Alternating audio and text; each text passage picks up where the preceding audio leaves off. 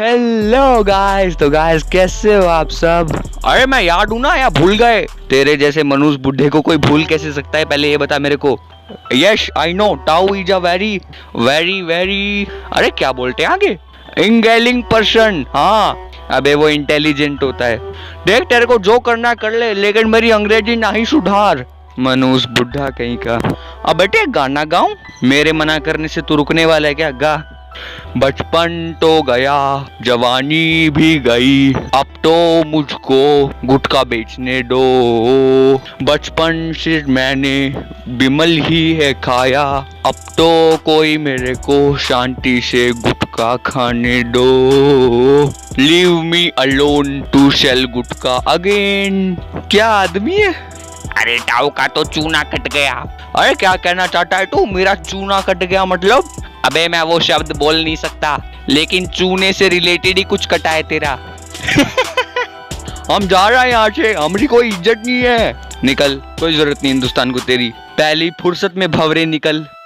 Guys ये मनुष्य बुढ़ा ऐसे ही मनुष्यत फैलाता रहेगा। हम लोग अपनी स्टोरी शुरू करते हैं। स्टोरी का नाम है पाको गिव डिवोर्स टू परमैन। तो गाइस जल्दी से जल्दी शुरू करते हैं बिना किसी टाइम पास के। गाइस वीडियो की टाइमलाइन को समझो। वीडियो की टाइमलाइन है जब परमैन बर्ड प्लेनेट से वापस आता है और पाको से शादी कर लेता है, उसके बाद की स्टोरी है। तो कृपया करके अपने कानों में ईयरफोन घुसा लो और जल्दी से जल्दी, अरे ये डायलॉग हो चुका है, जल्दी से शुरू कर।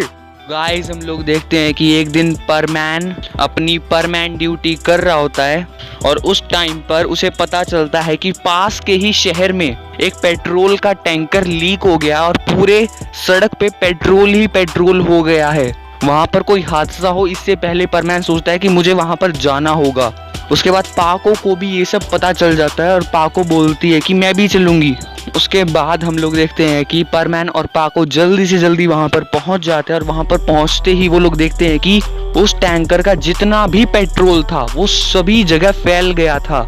उसके बाद हम लोग देखते हैं कि परमैन और पाको पूरी जगह को खाली कर देते हैं, मतलब खाली करवा देते हैं, वहां से लोगों को दूर ले जाते हैं। उसके बाद हम लोग देखते हैं कि परमैन और पाको वो सारा का सारा पेट्रोल इकट्ठा करने की सोच रहे होते हैं। चलो अपने गुटके में पेट्रोल डाल के देखता हूँ। सड़क छाप गुटखा वाले का पान बनता है पेट्रोल में। अब बेटे तू कुछ बोल नहीं रहा? नहीं ताऊ मैं कुछ बोल सकता हूँ क्या? अच्छा तो ठीक है। अबे पागल हो गया है क्या? गुटके में पेट्रोल डालेगा, लोगों को मारना चाहता है क्या? अरे बेटे टेस्ट करने में क्या जाता है, गुटके के अंदर थोड़ा सा पेट्रोल भी डाल देंगे, 10 की जगह 15 का गुटका हो जाएगा। निकल, मैं अब जा रहा हूँ। उसके बाद हम लोग देखते हैं कि परमैन और पाको काफी देर मेहनत के बाद फाइनली पेट्रोल को इकट्ठा कर लेते हैं और इस चक्कर में उनके कपड़े भी खराब हो जाते हैं। उसके बाद परमैन और पाको अपने अपने घर जा रहे होते हैं और अपने घर पहुंचकर दोनों ही अपने कपड़े चेंज कर लेते हैं। उसके बाद हम लोग देखते हैं कि परमैन बोलता है कि पाको मुझे कहीं जाना पड़ेगा, मैं जा रहा हूँ। तभी पाको पूछती है कि तुम कहाँ जा रहे हो परमैन? तभी परमैन बोलता है कि एक इमरजेंसी आ गई है, मैं जल्दी से जल्दी वापस आने की कोशिश करूँगा। उसके बाद परमैन इतना बोलते ही वहाँ से चला जाता है और मतलब कि पाको सोचती रहती है कि आखिर परमैन ने मुझे क्यों नहीं बताया कि वो कहाँ जाने वाला है। उसके बाद हम लोग देखते हैं कि घर पे गोल्ड डिगर आ जाती है। और अगर तुम गोल्ड डिगर का मतलब मीची को समझ रहे हो तो वेरी गुड। पहले भी इनकी जिंदगी में कलेश करती थी और अभी भी इनकी जिंदगी में कलेश कर रही है। मनुष्य औरत, मनुष्य बुढ़ा। उसके बाद हम लोग देखते हैं कि मीची को पाको को छेड़ने की कोशिश करती है और जलाती है कि तुम्हें पता है अभी परमैन कहाँ गया है? परमैन अभी मेरे घर गया है मुझसे मिलने के लिए, वो तुमसे प्यार नहीं करता। तभी पाको बोलती है मैं नहीं मानती। तभी मीची को बोलते हैं कि ठीक है चलो मेरे साथ, तुम्हें अपने आप बिलीव हो जाएगा।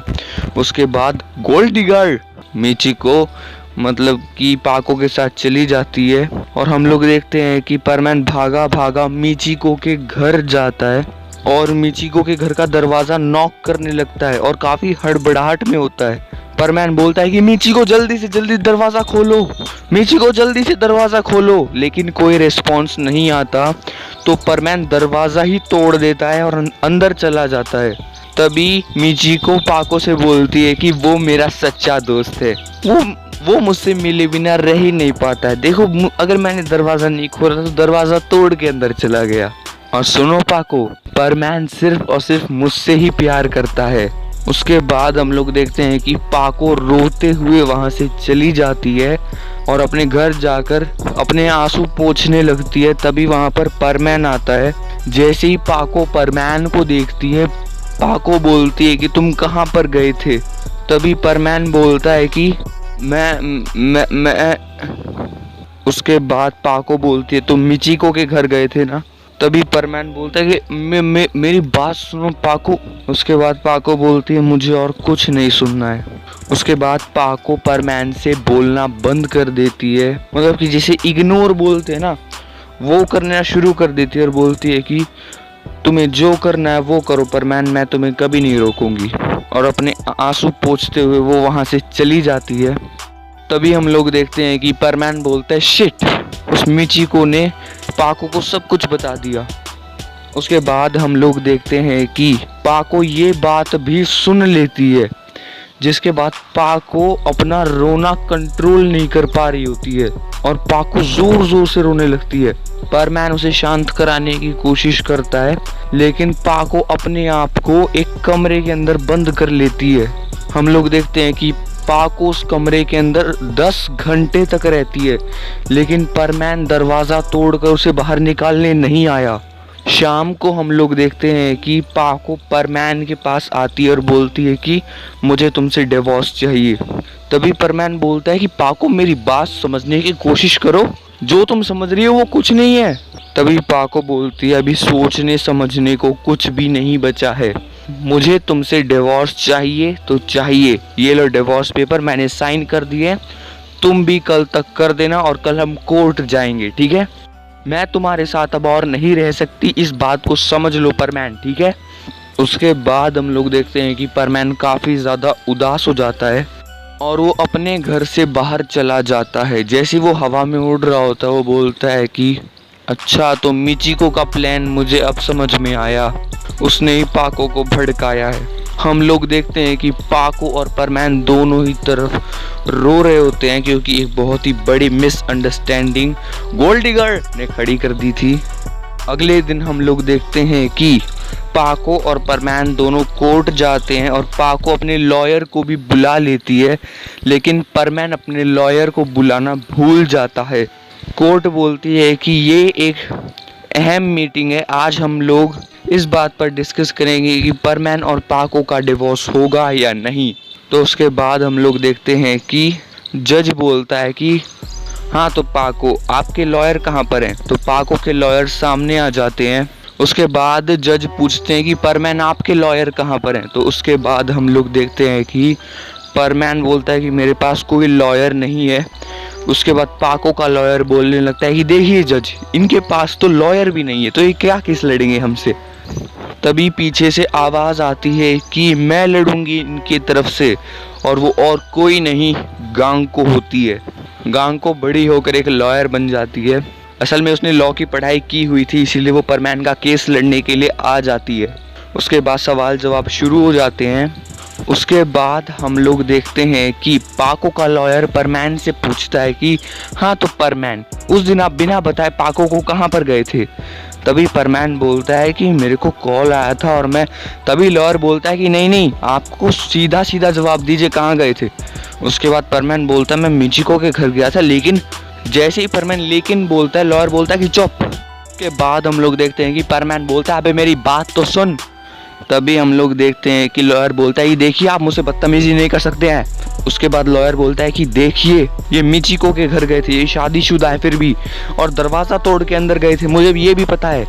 पाको एक तरफ बैठी हुई रो रही होती है बीबी। उसके बाद हम लोग देखते हैं कि परमैन जोर से चिल्लाता है कि चुप, मुझे तो बोलने दो कुछ, कि मैं मिचिको के घर पे क्यों गया था, किस लिए गया था।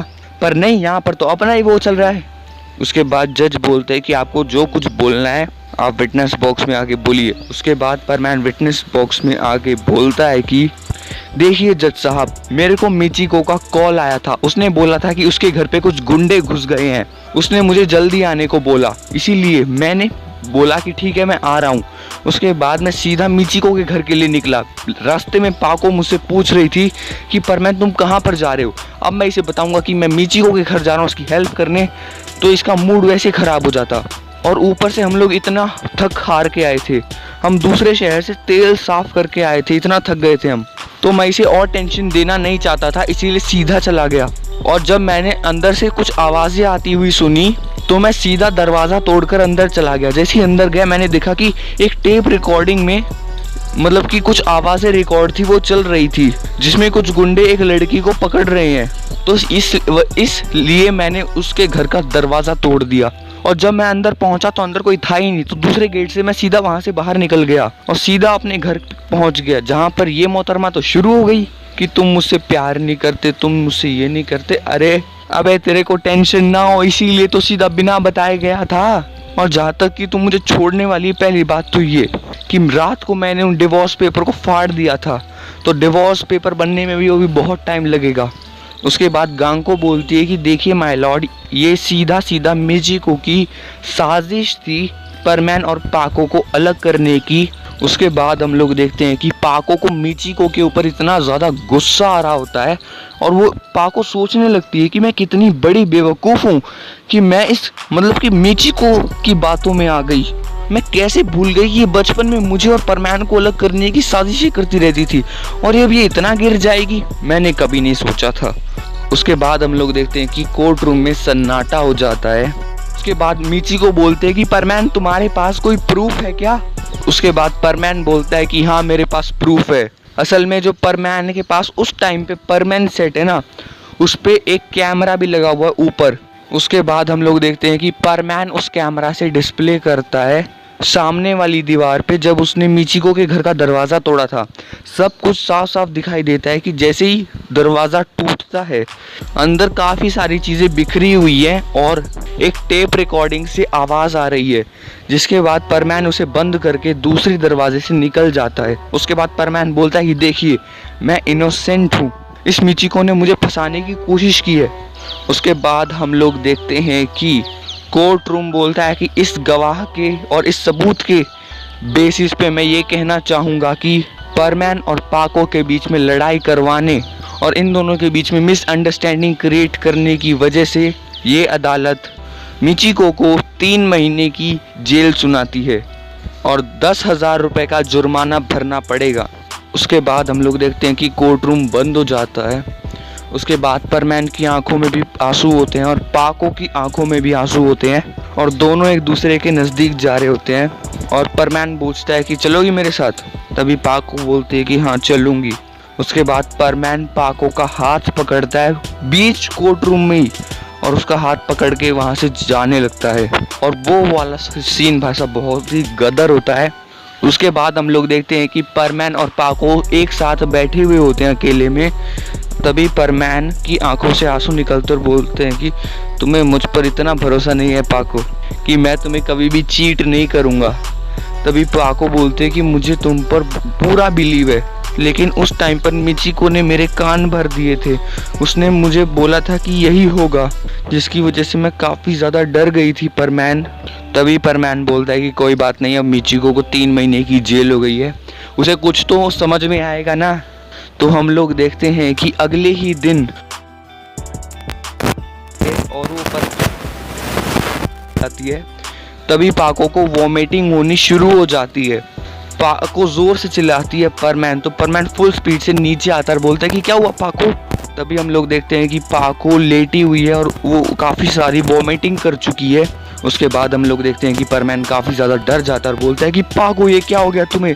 उसके बाद हम लोग देखते हैं कि परमैन पाको को उठाता है और सीधा हॉस्पिटल लेके जाता है। तो जैसे ही वो उसे हॉस्पिटल लेके जाता है, थोड़ी ही देर बाद नर्स परमैन के पास आके बोलती है कि कॉन्ग्रेचुलेशन, आप बहुत ही जल्द पापा बनने वाले हैं। और परमैन की स्माइल देखने लायक होती है। तो गाइस आज की स्टोरी नहीं, अगर तुम्हें पसंद आई ना तो नीचे लाइक का बटन होगा, तुम लोग स्टोरी देख के चले जाते हो, लाइक नहीं करते, लाइक करके जाना। धन्यवाद। अरे भाई हाँ मोनू बोल, क्या बात है भाई। ताऊ ना मतलब कि बारात में से नोट और चिल्लर चुग रहा था, चुगने का मतलब उठाना होता है। बारात में से चिल्लर और नोट उठा रहा था जो लोग फेंकते हैं ना, भीड़ ने उसे पकड़ लिया और बहुत पीटा, क्योंकि वो नोट उठाते उठाते भीड़ के बीच में आ गया था। और पहले किसी ने ताऊ को मारा, उसके बाद पूरी भीड़ ताऊ के ऊपर टूट पड़ी और ताऊ को बहुत पेला। अभी ताऊ हॉस्पिटल में है। अरे चलो उससे मिलने चलते हैं। अरे ताऊ क्या हुआ? अरे बेटे मैं क्या बताऊं, मैं बस भीड़ में से जा रहा था, भीड़ वालों ने मुझे पकड़ के पीट दिया। अरे मुझे पता है तू भीड़ में से चिल्लर और नोट चुग रहा था, और चुगने का मतलब उठाना ही होता है। अब मुझे बता तेरे साथ हुआ क्या? अरे बेटे मैं बताता हूँ। अरे चलो चलो चलो, अरे वहाँ पैसे उठा लो उठा लो। अरे सामने में से तो भीड़ आ रही है। अरे वहाँ पे तो और पैसे गिरे हुए हैं। अरे पैसे ले लेता हूँ। ताऊ ने मेरी पेल पे पेल लग दिया, छोड़ेगा नहीं ताऊ को अपन। ए मारो इस बुढ़े को। अरे अरे